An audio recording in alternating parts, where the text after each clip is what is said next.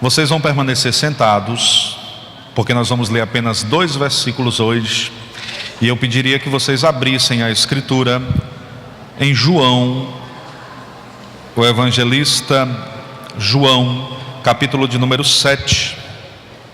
Vamos ler os versículos 37 e 38.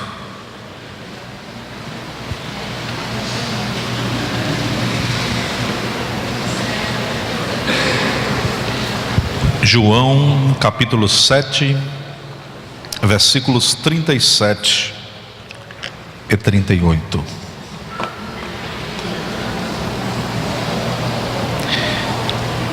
Quem encontrou o texto, diga amém. Leiamos. E no último dia, o grande dia da festa, Jesus pôs-se em pé e clamou, dizendo: se alguém tem sede, que venha a mim e beba. Quem crê em mim, como diz a Escritura, rios de água viva correrão do seu ventre. Senhor, nós estamos mais uma vez diante da tua presença. Não existe lugar mais abençoador, mais seguro. É nesse lugar que nós permaneceremos, ó Pai. São tantas as ofertas, são tantas as portas, são tantas as provas, são tantos os desafios, mas a tua igreja está nesse lugar. Queremos ouvir-te nesta noite, porque és o nosso mestre. A ti entregamos a nossa vida, a ti entregamos os nossos sonhos, o nosso futuro. A ti entregamos tudo o que somos, tudo o que fomos e tudo o que seremos. Por isso eu te peço, manifesta a partir da palavra revelada a tua presença nesta noite. E que nós possamos mais uma vez ouvir a tua voz, doce, meiga, suave. E talvez uma voz que nos convide a uma nova atitude. Mas pedimos-te, fale-nos nessa noite, Pai, em nome de Jesus. Em nome de Jesus. Senhor Jesus participa de todas as festas anuais. Os judeus, eles são festivos, eles celebram, eles têm uma agenda anual repleta de datas fixadas, e nessas datas eles cantam, eles celebram, eles relembram, eles rememoram. A vida dos judeus é uma vida marcada pela celebração, pela festa, pelo regozijo. E Jesus faz parte desse povo, e como bom judeu que era, participa também das festas. Cada festa tem um propósito, cada festa tem uma razão de ser. O povo de Deus não festeja a festa pela festa. Estamos nos organizando para o nosso congresso de música, mas o objetivo do congresso de música não é apenas realizar o congresso pelo congresso. Nós queremos realizar o congresso de música, para que a música que sairá desses instrumentos sejam instrumentos de vida e graça no coração e na alma das pessoas que aqui estão. É por isso que já existe uma equipe orando por este congresso. E nós não temos dúvida que nós teremos 2 noites abençoadoras neste lugar. Porque não festejamos por festejar. Nós conhecemos a Deus. E quando alguém conhece a Deus, tudo que ele faz na vida, ele faz com um propósito, com intenção, com intento. Outrora, nós íamos para uma festa simplesmente por ir. Nós participávamos de determinados ambientes simplesmente para estar lá. E às vezes estávamos em uma festa já pensando na outra. Hoje, nossa vida é a festa. Não precisamos de nenhum elemento estranho aplicado no corpo ou ingerido para que possamos sentir alegria.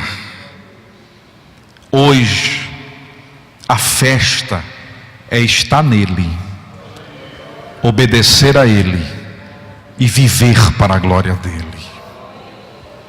E diz a Bíblia que aquela era a festa dos tabernáculos. A festa dos tabernáculos, ela tinha 3 propósitos.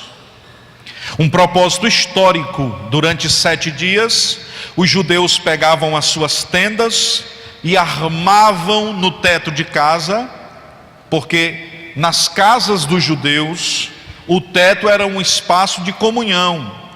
Os judeus subiam durante a noite, quando a lua era uma lua clara e agradável, e eles ficavam olhando para as estrelas e contando as histórias bíblicas para a posteridade, para os seus filhos. E o que faziam os judeus? Eles tomavam tendas de palhas e eles levavam essas tendas para a parte superior da casa. E à luz da lua e das estrelas, a família dormia durante 7 dias. As ruas ficavam empilhadas de tendas, as praças empilhadas de tendas, ao ar livre, na abóboda do céu. Israel armava suas tendas. Mas que propósito histórico é esse? Dormir sobre a tenda é dizer que nós temos história. E quando a nação de Israel, na festa dos tabernáculos, dormia nas tendas, ela estava dizendo, relembrando os 40 anos do êxodo, quando Israel com mão forte é retirado do Egito e é conduzido a Canaã. Durante este período, eles pernoitaram em tendas e ao ar livre muitas vezes. De sorte que essa festa, ela tem esse viés, essa intenção de apontar para a história do povo. Não somente isso, a festa dos tabernáculos também lembra a questão agrícola. É uma celebração pelas colheitas. Todo pai, todo homem de casa tinha que levar as primícias da colheita à presença de Deus no templo. E nessa festa eles celebravam a Deus. E por que água? Porque a água é um bem grandiosíssimo e necessário para a colheita.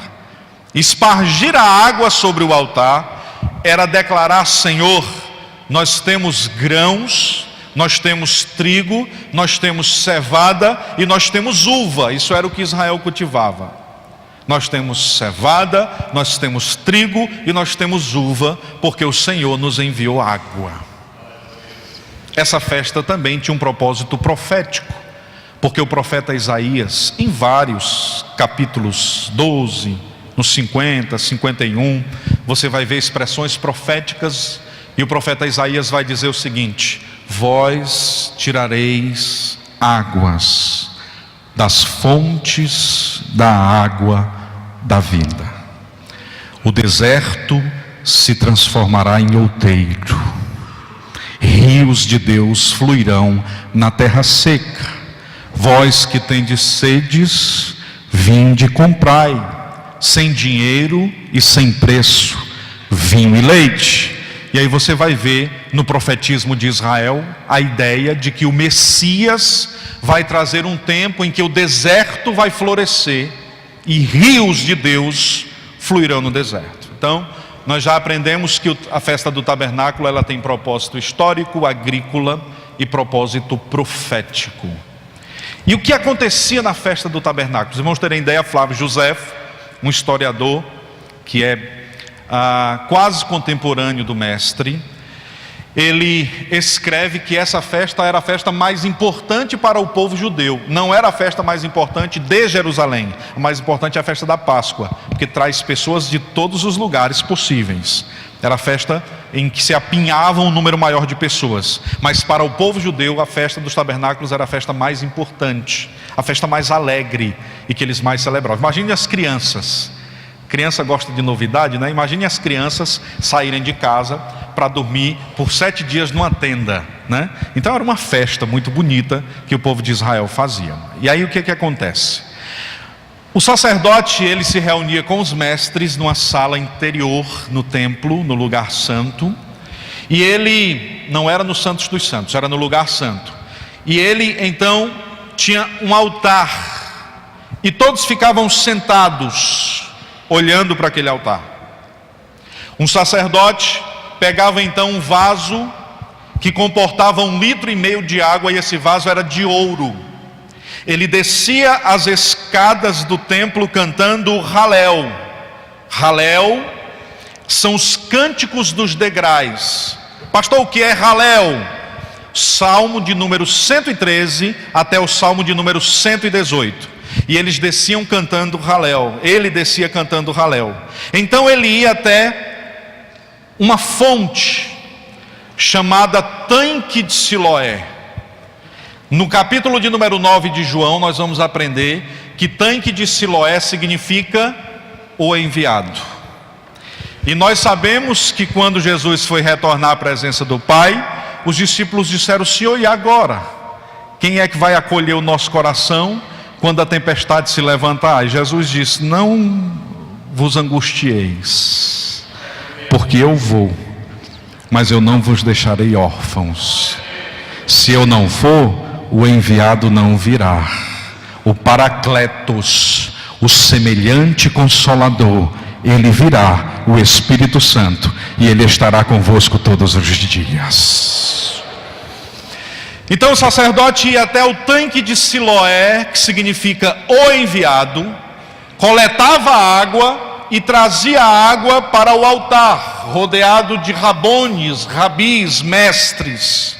E então ele derramava água sobre o altar. Aquela água era um ato de celebração pelo Deus que durante o ano enviara a colheita, festa para a colheita, ou chuva para a colheita. E essa festa tinha esse viés, essa ideia. Durante 7 dias o sacerdote descia uma vez, mas no 7º dia o sacerdote precisava fazer isso 7 vezes. O último dia, o grande dia da festa, era o dia em que começava a nascer no coração do povo um misto de tristeza. Gente, é coisa ruim, né? Quando você está fazendo a festa, no último dia, quando está acabando, você está se despedindo. Aí imagine para Israel, que Israel gosta de festa. Pense num povo festeiro, abençoado. E essa festa era a última festa do ano. O que significa dizer que a próxima festa só aconteceria no próximo ano.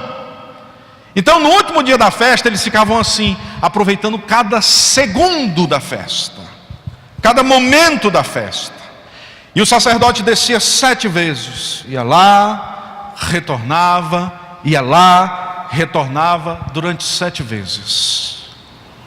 E diz a Bíblia que ele derramava por 7 vezes o vaso de 1,5 litro de água sobre o altar, representando a graça e a bondade de Deus que enviou chuva sobre a terra de Israel. Jesus olhou para a festa e viu que a festa só durava 7 dias. Jesus olhou para o vaso e viu que o vaso não conseguiria matar a sede de todos os presentes. Jesus olhou para a água e viu que a água logo se esvaía do local. Jesus olhou para o coração dos judeus e eles estavam com misto de alegria e saudades antecipadas. A tristeza começou a se apoderar do coração deles. Diz a Escritura que Jesus entre os mestres está. Ele então se coloca de pé. E aí quando ele se coloca de pé, eles estão olhando para a água E Jesus então faz uma das mais extraordinárias declarações da sua vida. Jesus diz: quem tem sede, venha a mim e beba. Eu queria conversar com vocês hoje sobre isso. Primeiro eu queria dizer aos irmãos que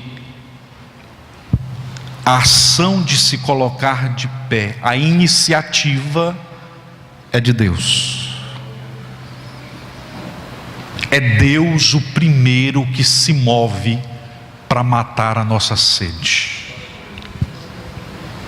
Nenhum ser humano, por melhor que seja, por mais capaz, pode buscar a Deus sozinho.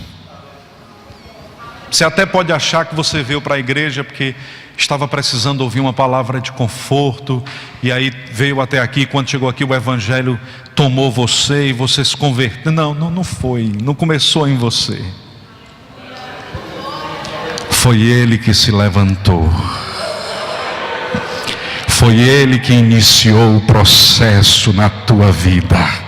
Foi Ele que inaugurou a história da tua vida. E Ele põe-se em pé e diz assim: no último e no grande dia da festa, Jesus põe-se em pé. E você sabe por que Ele se coloca de pé? Porque a festa para aquele povo estava findando. E Jesus estava dizendo àqueles mestres: a festa não precisa acabar. A festa pode continuar. Agora, para que a festa se perpetue, vocês têm que beber uma água que mata a sede de verdade. O que Jesus estava ensinando era o seguinte: se vocês ouvirem a minha voz e obedecerem a minha palavra, vocês não se entristecerão e não terão tribulação por tribulação. Se vocês ouvirem a minha voz, obedecerem a minha palavra, vocês terão motivos para festejar, sepultando o filho, a esposa, ou o pai, ou a mãe. Porque quem crê em mim, como diz a Escritura, não deixa de festejar. Jesus está convidando o povo de Israel para a real festa. Calbart, um dos mais extraordinários teólogos que já existiu, ele disse que o cristianismo não é uma nova religião, porque religião é como droga. Cristianismo não é uma outra droga criada pelo homem. Cristianismo não é outra religião. E você que está ouvindo o evangelho por meio do canal na internet, você que está ouvindo o evangelho nesta noite, nesse ambiente, eu quero dizer para você que a solução da sua vida não está numa outra religião. Calbart diz que as boas novas não é uma nova proposta e uma nova religião. As boas novas é o Deus Todo-Poderoso encarnando, se tornando gente, habitando no coração de gente, e essa gente encarnando neste mundo e transferindo a graça de Deus para este mundo. Evangelho é uma pessoa perfeita transformando gente que estava destinada ao inferno em santos para a glória de Deus. Evangelho é o Cristo de Deus entre nós. Evangelho é o Cristo tabernaculando conosco, habitando conosco. Pastor, mas a tenda do tabernáculo era montada e 7 dias depois desmontada. A tenda muitas vezes era desfeita e jogada fora. Eu sei que a tenda não era muito boa, mas Deus escolheu a tenda para morar lá. Tem crente que está aqui hoje à noite, que chegou na igreja todo desestruturado e destruído, a tenda danificada, mas hoje é casa, é morada, foi refeita para a glória do nome de Jesus. E quando Jesus entra numa casa, a primeira coisa que ele faz é dizer assim: entra amor, gozo, paz, longanimidade, benignidade, bondade, fidelidade, mansidão e domínio próprio. Irmão. Aí ele diz: Espírito Santo, vem também e mora aqui nessa casa. Aí ele pinta a casa por dentro de branco e ainda dá assim uma pitadinha de vermelho com seu sangue carmesim. A casa fica pronta, fica nova, restaurada, reconstruída. Só quem tem Deus habitando no coração e na vida, levanta assim a mão para o céu e bendiz, porque bom é o Senhor e muito digno de louvor. Então Jesus está nos convidando a refletir sobre isso. Nossa festa não acaba mais, porque a morte, nosso principal inimigo, não pode reduzir o som da festa. Porque a morte, nosso principal inimigo, não pode demover a alegria da festa. A morte está morta para nós. A morte foi vencida na cruz do Calvário. Agora nós temos vida. Nós bebemos da água e uma fonte de Deus jorra da nossa interioridade. E aí diz a Escritura que Jesus se põe de pé e essa iniciativa nasce em Deus. Nenhum ser humano é capaz de buscar a Deus. Essa é uma doutrina bíblica e todos nós pentecostais cremos. Aqueles que são pentecostais, assembleianos, clássicos, creem que o homem é incapaz de buscar a Deus. Esse movimento inicia no céu, inicia em Deus. É Deus quem faz o esforço em direção ao caído. Sempre Ele. É Ele quem se põe de pé. E aí a Escritura diz que Jesus se põe de pé e Jesus então declara: se alguém tem sede, se alguém tem sede. E eu queria conversar com vocês agora sobre essa fala de Jesus,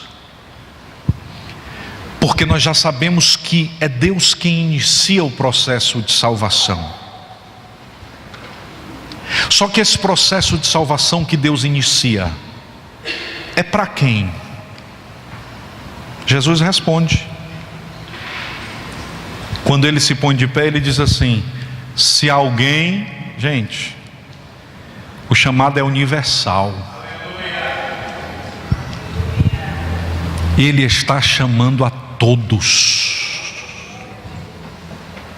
E aí ele diz assim: eu chamo a alguém. Você conhece alguém que tem o nome de alguém? Então é todos. Aí ele diz assim: primeiro, o chamado é universal. E segundo, esse chamado se cumpre em quem reconhece que tem sede. Então ele está dizendo: se alguém, todo mundo, tem sede, porque você pode ser alguém, mas você pode não reconhecer que é sedento. O que Jesus está dizendo é: eu inicio o processo de salvação na sua vida, filho. Eu inicio o processo de salvação na sua vida, filha. Agora você precisa reconhecer que você é sedento. Quando a minha ação amorosa se aproxima de você e a sua ação é se render diante da minha presença, eu encho a tua vida de paz e de alegria e faço transbordar sobre a tua casa graça sobre graça. É Deus quem começa o processo, mas Ele não nos exclui. É Deus quem começa o processo, mas Ele espera que nós possamos dizer: Senhor, eu sou um sedento, maldito e condenado ao inferno. Se não for a tua graça sobre a minha vida e a tua misericórdia, eu não consigo sair desta situação. Glória a Jesus. Bendito seja o nome de Jesus. Então nós temos aqui duas verdades nesse texto. Primeiro, Deus é amoroso suficientemente para não excluir nenhum ser humano da sua graça. John Wesley chama isso de consciência natural. Pastor, o que é isso? Consciência natural para John Wesley é a seguinte lógica: todo ser humano, até mesmo aquele que nunca ouviu falar do Evangelho, no lugar mais inóspito possível, quando ele faz algo que é moralmente incoerente, ele se sente culpado. A Milena, de vez em quando lá em casa, quebra uma coisa, quando a gente chega está escondida. A gente nunca bateu na Milena ou brigou com a Milena porque ela quebrou uma coisa. Mas existe uma consciência moral que diz para ela que aquilo não foi certo. E o que é essa consciência? A consciência que habita o coração de todo ser humano, inclusive dos ateus. O homem pode passar a vida inteira negando a presença de Deus na vida, mas ela está latente. Todo ser humano tem uma presença, ainda que ele ignore essa presença, mas todo ser humano tem uma presença de Deus. E nós chamamos isso de graça preventiva, graça inicial. Deus derrama sobre todo ser humano a graça. Não tem nenhum ser humano que não seja visitado pela graça de Deus. Pastor, e quem nunca teve a oportunidade de ouvir o Evangelho? A graça de Deus encontrará-se com Ele. Deus usa os seus meios, os seus instrumentos. Deus usa inclusive a natureza para revelar a sua grandeza. O salmista disse: os céus revelam a glória de Deus e o firmamento anuncia a glória de suas mãos. Um dia faz declaração ao outro dia. Pastor, então a gente não precisa pregar o Evangelho? Não precisa. Pastor, se Deus comunica a sua bondade, a sua verdade por meio da natureza, a gente não tem que pregar o Evangelho? Não tem, irmãos, porque por meio da natureza as pessoas podem ter vida e podem viver de forma moralmente coerente. Mas somente por meio de Jesus as pessoas terão vida com abundância. E Jesus disse: eu não vim aqui para dar vida para vocês não, vida vocês já têm. Eu vim aqui para dar vida com abundância. E vida com abundância quem dá é Jesus de Nazaré. E essa igreja sabe o que é vida com abundância. Como a gente bebeu da água, a gente vai levar água para quem precisa de vida abundante. Amém, irmãos? A vida abundante está em Cristo. E aí Jesus então diz: se alguém tem sede, você precisa reconhecer o seu estado. Você precisa compreender que existe um estado de miséria que somente o Eterno pode resolver. Mas não adianta reconhecer. Você tem que reconhecer e você tem que vir a mim, disse Jesus. Reconhecer que é sedento e religar-se ao Eterno. E aí Jesus diz assim: você precisa reconhecer o seu estado e você precisa correr aos meus braços. E chegando diante da minha presença, você bebe. E aí quando você bebe, você sai da minha presença com a fonte. E essa fonte começa a jorrar. E outras pessoas começam a beber. E outras pessoas começam a viver a experiência da transformação. E o Evangelho vai se expandindo. E a raiz de santidade vai invadindo o bairro. E a cidade vai sendo transformada. E o índice de criminalidade vai diminuindo. E os crentes começam a ser mais gentis. E os acidentes de trânsito começam a diminuir porque eles começam a obedecer às ordens do trânsito. E as pessoas começam a brigar menos no trânsito porque os crentes, eles não se estressam por qualquer coisa. E os trabalhadores começam a ser mais cuidadosos com os seus horários. E as esposas começam a preparar comida melhor porque são melhor tratadas pelos seus maridos. E os filhos começam a acreditar num país que tem um futuro melhor. E os pais começam a celebrar a Deus porque Deus tem livrado os filhos e os filhos estão escolhendo viver para a glória de Deus. E o reino de Deus vai se construindo, o reino de Deus vai se construindo, e a graça de Deus vai invadindo a sua casa, e todos os compartimentos da sua casa vão sendo invadidos pela bondade. A verdade de Deus passa a habitar na sua mesa, a compaixão de Deus passa a habitar na sua mesa. Quando você se senta em família, a presença de Deus está naquele lugar. Quando falta comida na despensa, a alegria transborda no coração. Você diz: eu me deitei e acordei porque o Senhor me susteve. Bendito seja o Senhor, Ele sustentou a minha vida até aqui. Isso é o Evangelho. É esse o propósito do Evangelho. Soren Kierkegaard, um dos mais extraordinários pastores, filósofos e pensadores do mundo, ele disse: a fé não é um salto no escuro, a fé é um salto duplo. Você salta, o primeiro salto, até a presença de Deus. Você conhece, bebe da água, come do pão. Depois de beber da água e comer do pão, você diz: eu estou pronto para o segundo salto. Aí você salta de novo para a terra, coloca os pés no chão e vai viver uma vida justa e digna para a glória do nome de Jesus. Ah, pastor, eu sou crente, eu creio, eu não preciso nem ver para crer. Soren Kierkegaard iria dizer: você não está confiando no Jesus do Novo Testamento. O Jesus do Novo Testamento não ordena que você seja irresponsável. Ah, pastor, mas Jesus vai me curar, eu não vou mais tomar o remédio não, vou quebrar tudo quanto é comprimido e vidro de remédio, vou jogar fora. Faça isso não. Porque a fé em Deus não é um salto no escuro. A fé em Deus é 2 saltos, um na presença de Deus e o outro firmado, os pés no chão, vivendo de forma digna e racional e consciente da nossa missão e da nossa responsabilidade. Isso é evangelho. Você tem sede? Então salte para mim. Olha que coisa linda Jesus está dizendo. Dê o primeiro salto. Depois que você der o primeiro salto, você vai beber. E depois que você beber dessa água, você então dá o segundo salto. E chegando lá, as pessoas que tocarem a sua vida serão tocadas pelo evangelho. As pessoas que habitarem na sua casa dirão: algo diferente aconteceu com essa irmã. As pessoas que trabalharem com você vão dizer: até o rosto está brilhando, tem coisa diferente acontecendo. Suas noites não serão mais noites de tormenta, mas você sonhará com as coisas que agradam a Deus.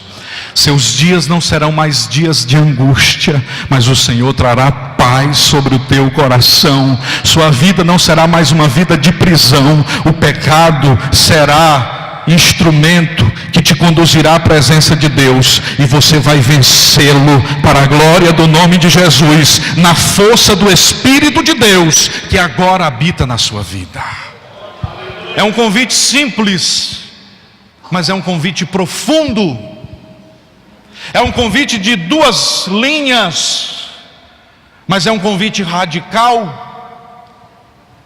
Servir a Deus, irmãos, não é fazer parte de mais um clube, não é ser adicionado a mais um grupo de WhatsApp, não é ter oportunidade de curtir ou de seguir o Instagram do divino. Servir a Deus não é estar num ambiente onde as pessoas são legais, bacanas, onde a música é massa, onde a palavra é interessante, cativante. Servir a Deus é dar um salto e dizer: Senhor, sonda o meu coração, prescruta e invade o meu coração, e o que o Senhor encontrar lá que não agrada ao Senhor, faz uma cirurgia e me deixa próximo do teu caráter, me deixa próximo da tua vontade. Eu quero dar um segundo salto melhor, eu quero dar um segundo salto melhor para a glória do teu nome. Isso é servir a Deus. Essa é a proposta do evangelho. E todo crente que está aqui nesta noite precisa compreender que Deus nos convidou para viver uma vida radical. Uma vida radical. Quando Jesus põe-se em pé, faz essa declaração, Ele está nos dizendo algo extraordinário. Eu capacitei cada um de vocês com liberdade para escolher o que é bom. Eu acredito profundamente que o ser humano é livre. Todos nós somos livres. Todos nós somos livres diante de qualquer circunstância. Não existe nenhuma circunstância, por pior que seja, que nos determine. que nos aprisione, porque Deus nos fez em liberdade. Pastor, é muito fácil falar disso, o senhor não tem os condicionamentos que eu tenho. Eu nasci num lugar com pais drogados, cresci num lugar onde havia criminalidade. Eu nasci, você pode ter nascido no lugar mais terrível. Esse lugar não determina quem você é. Pastor, mas meu pai tinha muitas doenças e geneticamente eu as herdei. As doenças não definem quem você é. Pastor, mas é porque eu trabalho num ambiente extremamente promíscuo e não tem jeito, eu acabo replicando, repetindo as coisas que eu escuto lá. Esse trabalho não define o que você é e quem você é. Você é livre. Agora lembre-se de uma coisa: você é livre para ser responsável. Você não é livre para fazer o que você quer, você é livre para fazer o que Jesus quer. Se o Filho do Homem vos libertar, verdadeiramente sereis livres. Ah, pastor, então liberdade é fazer tudo e nunca deixar de ser amado? Não. Liberdade é fazer aquilo que Deus ama. Glória a Jesus. É por isso que Agostinho disse: ame a Deus e faça o que você quiser. O que Agostinho está dizendo é o seguinte: se você amar a Deus, camarada, você só vai fazer o que Deus ama. Então ame a Deus, e depois que você perceber que você ama nele, pode fazer o que você quiser, porque você só vai querer aquilo que agrada ao Senhor Jesus Cristo. Amém, irmãos? Essa é a mudança que o Evangelho nos convida a viver. E aí Jesus conclui a sua fala dizendo o seguinte, vamos para o texto: quem crê em mim, como diz a Escritura.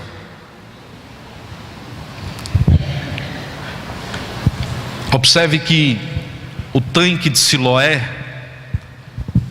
representava o Espírito Santo. Eu não trabalho muito alegoria no sermão, porque a alegoria é uma questão muito de construção humana, mas a alegoria é uma forma de você perceber o texto e de fazer uma exegese do texto. O tanque, ele representa o Espírito Santo. A água representa o Senhor Jesus. O sacerdote, o Deus bendito eternamente. O templo somos nós. E o vaso que leva a água é a Escritura. Jesus está dizendo: eu quero que vocês creiam em mim, mas não é crer de qualquer jeito. Vocês precisam crer em mim, como diz a Escritura. Proposta extremamente radical por isso, porque você tem muitos Cristos. Em muitas igrejas evangélicas, você tem a fabricação de muitos Cristos, Cristos fabricados pela mente humana. Você tem um Cristo que é curandeiro, que está aqui para curar suas enfermidades, e se você entrar enfermo, Ele vai te curar. Você tem um Cristo exorcista, que expulsa os demônios, e aí transforma doenças psicossomáticas em demônios. O demônio da depressão, o demônio da angústia, o demônio do medo, e aí vai dando pai para cada doença psicossomática, que são doenças da alma, e vai espiritualizando as coisas. O Cristo Rei, que cuida dos seus súditos e não deixa nada faltar, que não permite que enfermidade alguma desça sobre a casa dos seus súditos, que os cobre de riqueza, que dá a eles carro, casa, comida, roupa lavada. Tem alguns que ainda troca a esposa de 40 anos por 2 de 20. Tem vários tipos de Cristo, irmãos. Inclusive no mercado brasileiro, você tem tendências. E você tem várias opções de escolha. A escritura é o produto. O púlpito é o balcão. O pastor é o vendedor. Os crentes são os clientes. E o negócio é uma vida aprisionada a um Deus barato, a um Deus que não exige nada de mim. Mas você tem também o Jesus exigente, o Jesus que se preocupa com a cor da roupa que você veste. Um dia um pastor chegou para mim e disse que ninguém pode usar vermelho porque é uma cor que o diabo consagrou.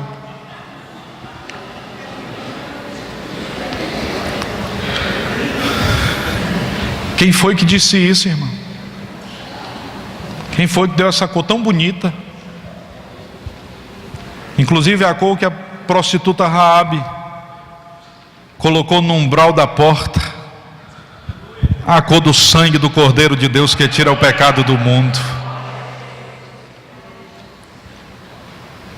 Não, mas é porque no RI da minha igreja, no regimento interno da minha igreja, eu não posso assistir televisão, eu não posso ouvir som, eu não posso passar um mês sem jejuar 20 dias, eu não posso cortar o cabelo, eu não posso fazer nenhum tipo de higienização, eu não posso fazer isso, eu não posso fazer aquilo, eu não posso fazer aquilo. E aí você vai ler Colossenses, você encontra Paulo criticando isso. Paulo dizendo que nós não estamos mais no tempo de ficar preocupado com não provar, não dizer, não fazer. Isso não é o Jesus do Novo Testamento. Pastor, então pode liberar tudo. Tem Cristo para isso também. Tem um Jesus que diz assim: o que o Senhor quer é o seu coração. Jesus açougueiro, né? Então não importa a vida que você leva. Inclusive não está na Bíblia, mas se tivesse eles usariam muito: deixa a vida te levar. E aí você se veste de qualquer jeito, você cuida do seu corpo da forma que você quiser, você faz com o seu corpo o que você quiser, você entra no ambiente que você quiser, você curte a música que você quiser, você se relaciona sexualmente na hora que quer, sem entender os riscos disso. 85% dos adolescentes de 15 a 25 anos que mantêm relação sexual voltam para casa com a DST. Dentre as 25 DSTs, 19 são crônicas. E eles vão levar essa DST para o resto da vida. Podem cooperar inclusive com a morte das suas esposas ou dos maridos. Inclusive é uma orientação para os noivos, para os que pensam em casar. Na igreja, faça uma bateria de exames. Se um dos dois já teve a experiência de uma vida sexual ativa, tem que ser feito, irmãos. Isso é respeito. Ou os irmãos não sabem que existem jovens de igrejas nossas, e eu já vivenciei essa experiência, casando-se com pessoas com soro positivo, que às vezes passa 10 anos, quem é aqui da área sabe disso, 10 anos para manifestar-se,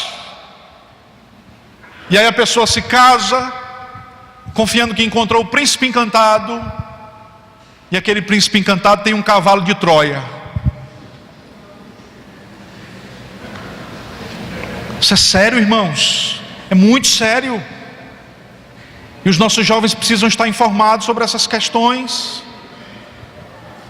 Precisam estar informados. Porque senão, irmãos, nós vamos estar vivendo uma vida irresponsável. E aí tem um Jesus que diz assim: você pode viver da forma que você quiser. Você não precisa prestar conta com ninguém. O que a igreja tem a ver contigo? O que aquele obreiro tem a ver contigo? De olhar para você assim, estranho, só porque você está amassando um anjo.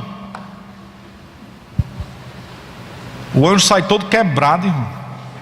A pessoa se senta perto do anjo, o anjo fica no meio, o anjo foge. Porque não há mais pureza,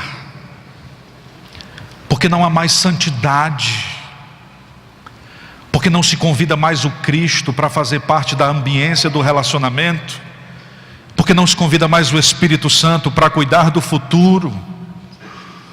E quando não fazemos isso, nós pagamos um preço muito alto.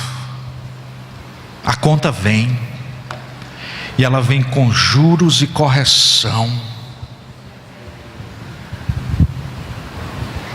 Mas existe o Cristo da Escritura. E você sabe o que é que o Cristo da Escritura diz? Se tu és sujo, suje-se ainda.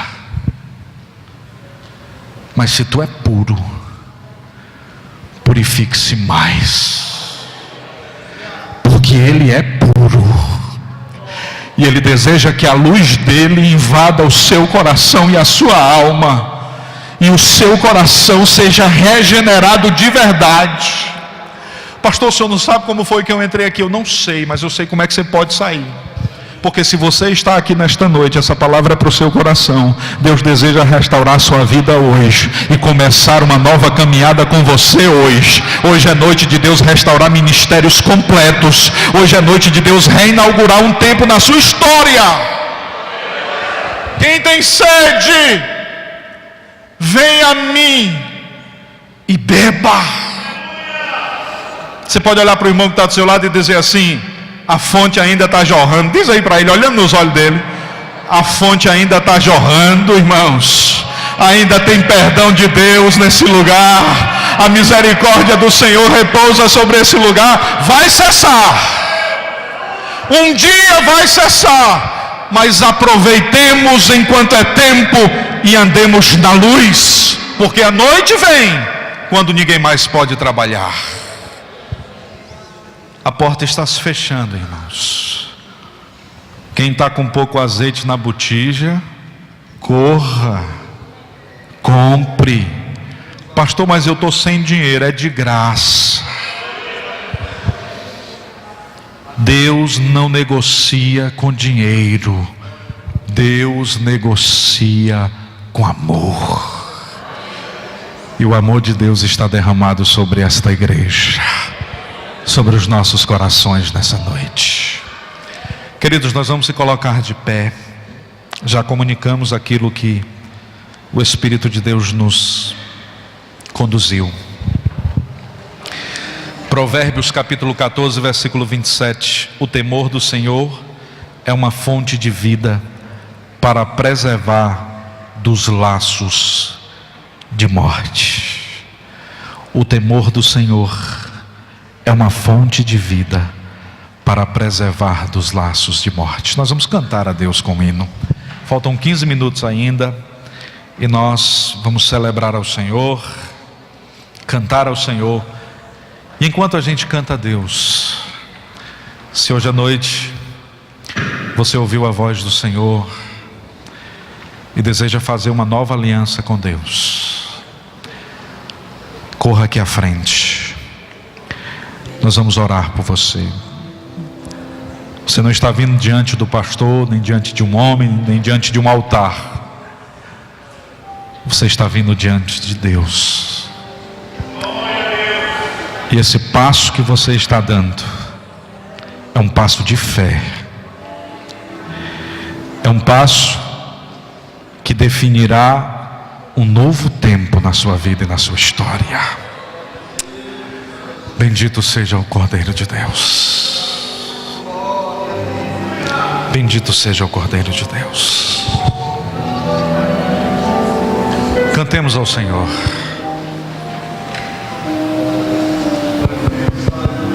Som 2.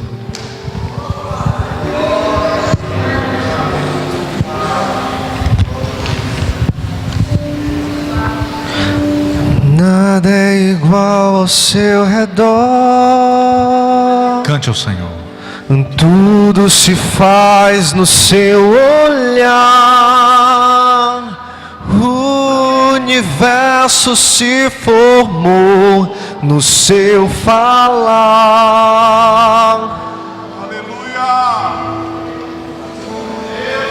Teologia pra explicar,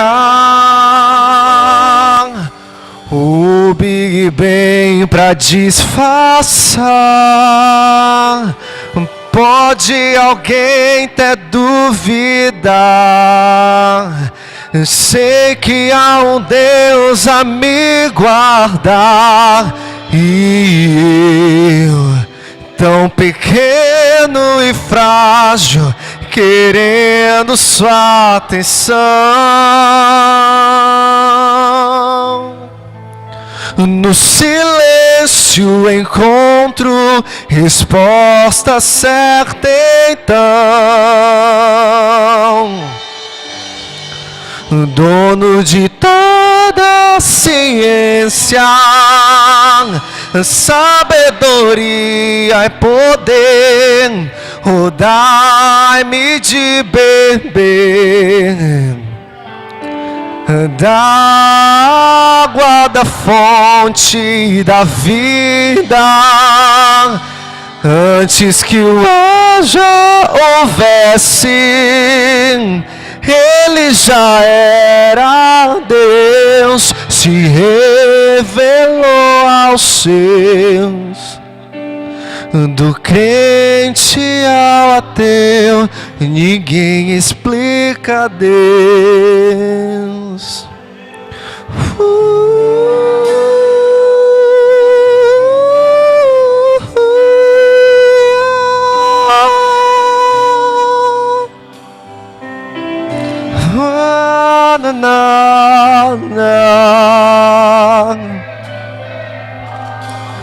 E nada é igual ao seu redor,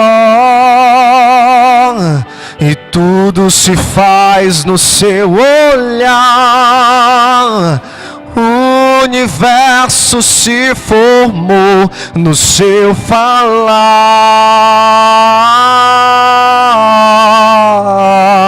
e teologia pra explicar, o Big Bang pra disfarçar.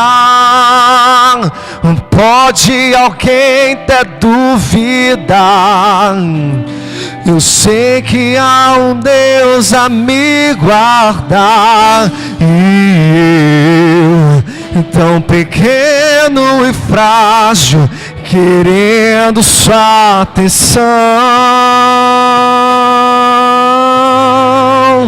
No silêncio encontro resposta certa então.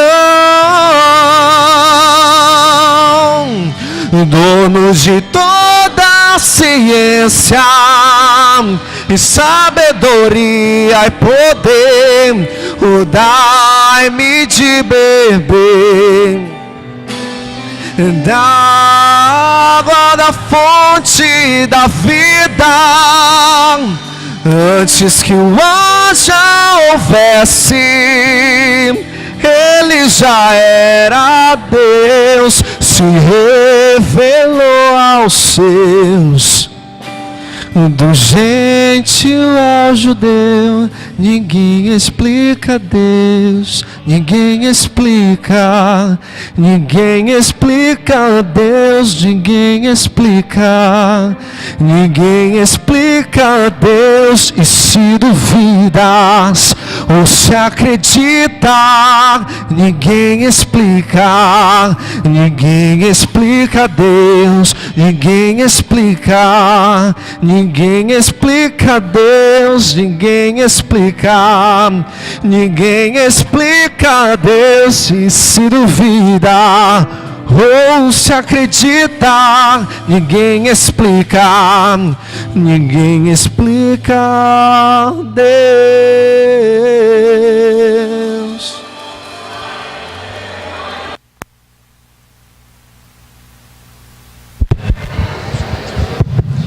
Glória a Deus. vamos orar ao Senhor.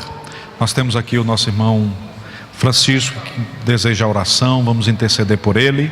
E também orar por uma senhora, irmão Claudemir, essa semana estava evangelizando uma senhora ali no centro, e ela aceitou Jesus. O nome dela é Maria. Vamos estar orando para que o Senhor possa mantê-la na sua graça e ela possa reconhecer que tem sede.